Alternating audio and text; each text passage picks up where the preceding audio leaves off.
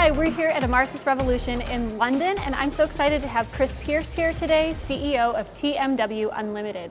How's it going, Chris? Hello, really well. Thanks so much for coming to the event. Thanks for being on the show. Pleasure. And could you tell us, for everyone on our audience who may not know enough yet about TMW Unlimited, can you tell us a little bit about yourself? Certainly. Well, we are one of the UK's leading customer engagement agencies. You probably know us more for our clients. It's funny, I saw the Brand Z most valued client list this morning, and it turns out we're working with the top 5, so that's good. Fantastic, yeah. So that's the likes of Shell, HSBC, Vodafone, but we also work with clients like Unilever, Virgin Trains, LNER, Sony Mobile, etc., etc. So fairly big blue chip companies, and we basically help them attract, nurture, grow their consumers, basically. Fantastic. So you're here at Revolution. Tell us a little bit about what you're thinking on the event so far. Well, I think what struck me initially is it's very technology and solutions focused in terms of compared to other marketing festivals I might have been to in the past. And I really like the mix of nationalities. It's got a real global feel to it, although it's always nice to have a festival in your own home city. Yeah, so that's convenient. Great too. Yeah, very convenient. Absolutely, absolutely. Yeah. So you're here, and you're not only attending, and you didn't come just to be on our show. You came also because you spoke. So Indeed. Tell us a little bit about what you spoke about here at Revolution. Yeah, sure. Well, I felt in some senses that I would probably stand out in the sense I wasn't actually talking about technology driving relevance or personalization, which I know is a big theme of the talk. However, something that is very close to my heart is actually thinking about the effect that great content actually has on consumers in terms of affecting their behavior or not. So I was very much diving into almost the psychology of how content affects behavior and what great content has to achieve in order to get into long-term memory and actually drive behavior on behalf of brands. Absolutely. And I know one thing that stood out to me was you talked about the role that emotion plays in all of it, which is huge. So tell me a little bit about that. Well, I love this topic because I also think it's actually slightly misunderstood quite often, and there's been a big shift towards emotional marketing in the last 10 years or so as being a key to driving behavior. And as I outlined in my talk, it's actually not quite as simple as that. And I talk about the idea of most of us being goal-directed and personal goals driving behavior. And emotion plays an incredibly important part, however, but it's more about getting attention in the first place. It's then about releasing chemicals in our brains that we can interpret as emotion, and finally getting brands locked into long-term memory. Because it's only when a brand achieves that status that it's going to really be successful and it's going to win in its competitive set. So it's really, really critical to get that right. Definitely. And it's not just a brand awareness, it's really long-term, like you said, locked in brand awareness, exactly. Right? Because, the whole principle of what my company does is long-term engagement. I think most brands could persuade you to maybe try them once, but for most of us, a one-off transaction is just not good enough. We want repeated transactions. Loyalty. We want long-term loyalty, and ultimately advocacy. We want people sharing and talking. And the power of emotion also drives a higher likelihood that someone will share and talk about your brand. So it's a critical component, but of course, not to go on here, but there are dozens of different types of emotions. There's at least 24 recognized emotions, and we also need to understand what emotions drive what types of impact. That's really important to understand that. Absolutely. And one of the things that caught me, and I was sitting there nodding my head, was that you opened with was that this really is not a new concept, but it feels so new to so many of us. Why do you think that is? We've been dealing with this as marketers and as consumers too, our whole lives. No, exactly. Well, more than our whole lives. For generations. As you will recall, I actually opened with a small talk about Josiah Wedgwood, who transformed the pottery industry in this country back in the 1750s, that's 250 odd years ago, through automation. And obviously, we're here today talking a lot about marketing automation. But this guy really invented many of the concepts that we see today in modern marketing. And I just thought it was an extraordinary parallel that 250 years later, we still need to talk about it. Absolutely.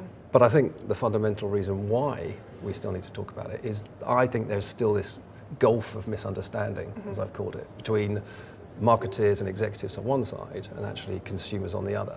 And until we resolve that conundrum, that we'll still be talking about it in 250 years' time, probably. Yeah.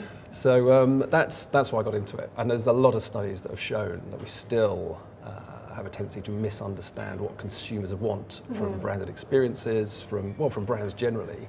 And so there's more work to be done, I guess, is what we're saying. There's always more work to be done, isn't there? Absolutely. There always is. And I think so often, I think it's human nature to try to tell people what you think they should know or what you want them to know, as opposed to what they want to learn from you. Yeah. Right? And so how do you work with your clients to do that, to help to bridge that gap and to give your clients, customers, what they're actually seeking, not what you want to tell them? Well, that is the killer question. There it is, right? So that is the killer question. Just sum it up in a couple minutes. I will try. I will try. I think in all my years in the business, I honestly think it boils down to a couple of things, and I think it depends what model you have in your head as to how communications fundamentally work. And I think one of the problems is I think there's a schism between two fundamental models. On the one side, I think you have what I call the message transmission fans, and they fundamentally believe we've got a message, we've got a great product, we've got some features, we've got some benefits, we will tell people about these features and benefits, they will like them, they will buy our product. There we go. There you go, message transmission. Whereas I think on the other side, there's a school of thought called subconscious seduction, that is actually about, no, you can't, I could bash you over the head all day telling you to buy my product, but it doesn't mean you're going to buy it. Right. But if I can get into your subconscious, if I can make you think my brand is going to meet some of your goals, and there may be implicit goals, there may be you want to feel more successful, you want to feel more stylish, you want to be a better parent. I mean, it could be anything. But if I can get you to consider my brand as a solution to that implicit goal, then I think you'll be successful. But where the problems arise is if you've got a client that thinks that doesn't work for me because you haven't mentioned my 17 benefits, well, that's where you get the clash. So it comes down to that. It's not necessarily a misunderstanding, it's more a belief system. And I think that causes more problems than you'd ever believe. I'm sure. I've experienced it for sure. Yeah, so sure. You all have. Do you think, I'm curious, do you think that one is more old school, one is more new school, or do you think that they've been kind of, balancing each other out for Yeah, do you know what? My instinct would say one feels quite old-fashioned, one feels more modern, but actually, if you step back, I mean, some of the best advertising in the 60s and the 70s was laden with emotion, particularly in the UK. I mean, we pioneered the idea of sort of understated wit, using humour, using the class system to sell things like tea or coffee or cars. Yeah. So actually, I think we've been having this debate almost intuitively for donkey's years, literally decades. Yeah. So I don't actually think it's necessarily a new versus old way of thinking. It's always been there. Interesting. And I know, I actually wrote down one quote from Mark Hurst of Creative Good. Seeing the world through the eyes of the customer is not always easy. A team can amass all the money, all the talent, all the technology in the world, but without also considering the customer's perspective, any innovation risks failure. That's from your presentation, and indeed. I loved it because it's so true. You can have everything, and if you neglect what your customer actually wants, it's what we've been talking about there. You miss. Yeah, and I actually think, it was valiant that he raised that point, but I think we need to go further. Consideration of the consumer isn't enough. We have to understand the true dynamics of what's going on, and we also need to understand the science behind why does anyone buy anything in the first place. And I don't think we ask ourselves as an industry that enough. I mean, we can dive into optimization and look at customer journeys and how we're going to optimize along the journey. But if you haven't asked yourself the big questions, potentially we're not optimizing ourselves. So from everything that we're talking about here, in your experience with your clients, what does that look like, or what should it look like, balancing everything you're talking about, like automation and optimization and data, with actually, thinking creatively, being strategic, speaking to the customers? What is that balance? What should it look like? Well, generally speaking. I was going to say that's no easy answers there for sure. I think it's about understanding context and the role of that particular piece of content at that particular time. Because if you understand clearly where are we on a customer journey, I don't mean just physically, I mean contextually, So what are they thinking? How are they feeling? What is their mind state at a particular time? And the technology allows us to understand that better than ever, which is great. What is the role of this particular piece of content at this particular time? And does it need to be? It doesn't necessarily need to be highly creative. It might be a little piece of utility, which at that precise moment in time is exactly what you need. So it's not like everything has to be crazily creative. I think that's, again, it's a really misused term, but it has to be effective. So it's understanding what's the job to be done here, and then we can apply, if we need that extra piece of creativity to stand out from our competitors, because that's the other thing. If everybody's optimizing using similar technologies, how do you leapfrog that? How do you step ahead? And for me, that has to come back to the power of your brand. The brand, and that's where creativity really plays its part. But holistically, across the journey, multi-channel. It's kind of my very simplistic answer, I guess, to a very big question. A very big question indeed, yes, absolutely. I think the other great thing that I've learned over the last few years is through neuroscience techniques, allowing us to actually understand what's going on in the brain. I mean, for example, there's a simple equation in terms of driving brand purchase and behavior. The value of a choice we make, it literally comes down to reward on one side minus pain.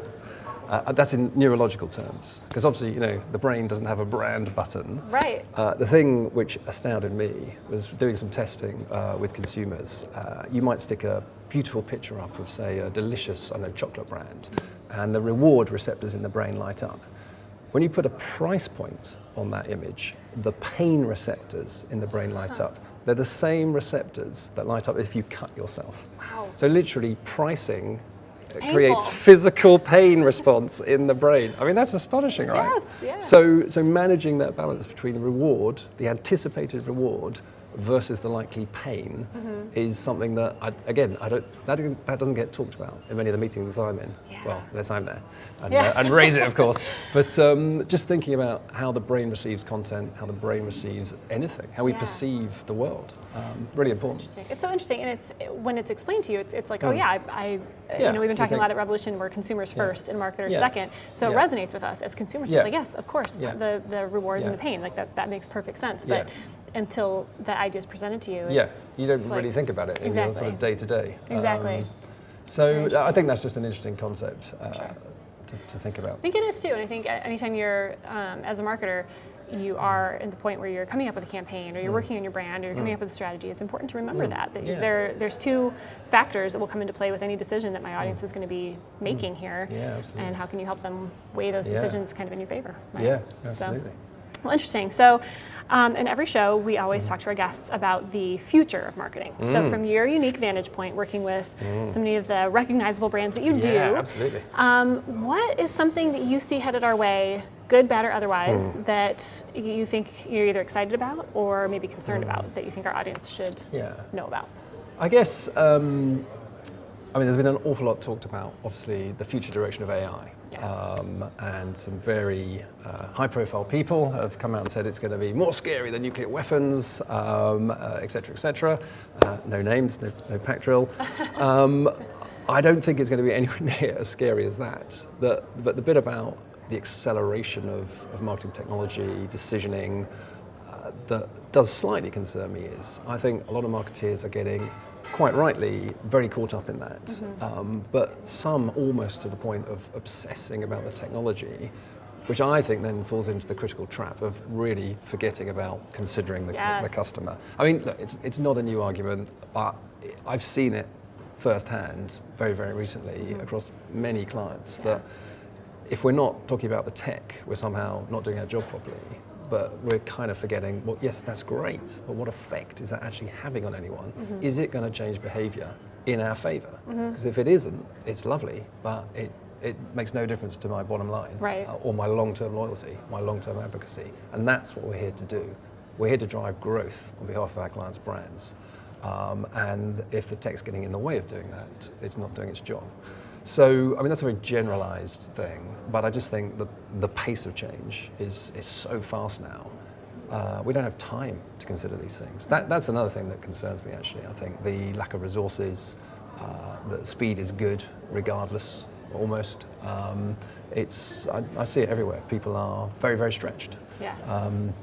And hopefully technology will step in and ease that burden, but somehow it doesn't always seem to work quite that smoothly. It's so true. It's so true. And we've been talking about a lot about this lately too, where your tech, and I work for Emarsys, so I'm a big fan of technology, right? Oh, no, me too. But your tech is not your strategy. Yeah, your tech should not be your strategy. No. Your strategy is your strategy. Exactly. The tech should come in and help you execute, right? And I think I've heard you say before that one of your mantras is you don't want marketers worrying about the tech. You want them worrying about the strategy, the creativity, the content. Yeah. The tech should be an enabler that really should make your life easier. You shouldn't really need to worry about it. Yeah. And I think that's very much one of Emarsys' sort of key tenets. It's true.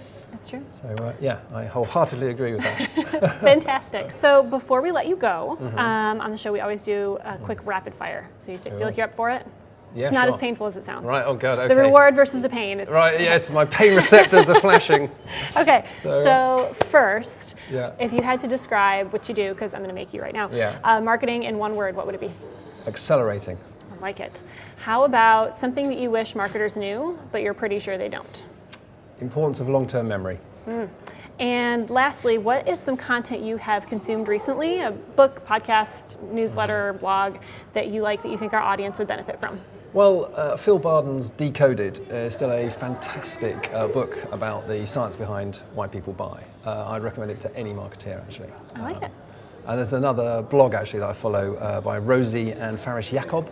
They're sort of itinerant planners that roam the world, and they have a really good blog newsletter called Strands of Genius, which I'd recommend to anyone. I like it. Very cool. And lastly, where can people find you and TMW Unlimited and all the kind of information that you're putting out there? Sure. Well, tmwunlimited.com.